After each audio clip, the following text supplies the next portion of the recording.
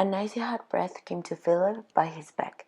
The freezing breeze danced through the park and pavements of Hanover's major high school, being warmed by the pieces of sun that crawled through the enormous branches of the trees. He delighted his eyes with the wide wondrous view from the bench he was at. Because his family had left the country, he had to start sustaining himself.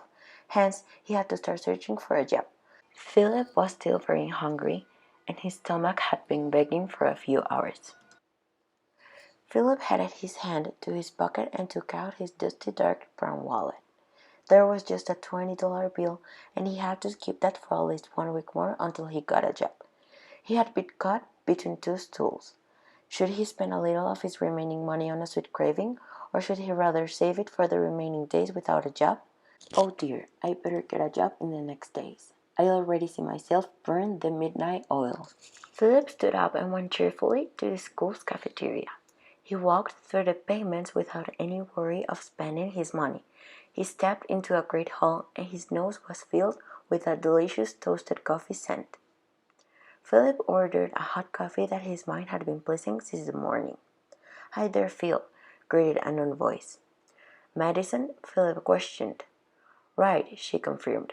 "I heard through the grapevine that you're searching for a job desperately." "Oh, I would do anything for getting some money."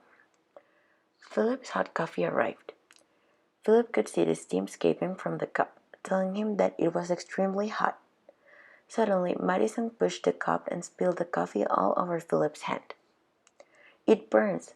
Philip shouted terribly. "Why did you do that?" "I think I heard you would do anything," Madison replied. Philip's hand turned burning red. The ceramic had made a cut on the right side of his hand. Blood rushed out his hand. He looked alarmed at his hand and stood up shockingly. "It is so red!" Madison shouted. Philip's remaining money fell over the hot coffee and was instantly stained.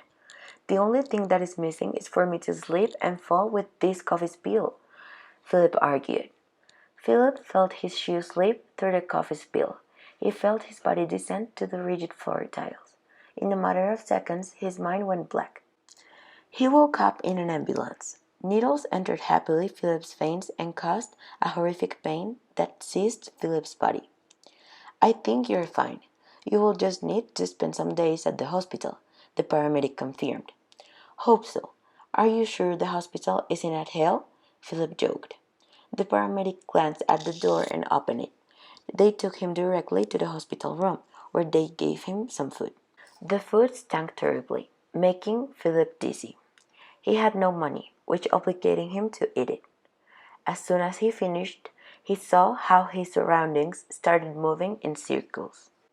He woke up in the same sulfur-smelling place, but with a nurse at his side. "Did you like your food?" she questioned in a terrorizing voice, spreading her repulsive breath over his nostrils. Philip knew he had been poisoned with the food. "I think you're ready to go. You have to pay first," she warned. "But I don't have money," Philip replied.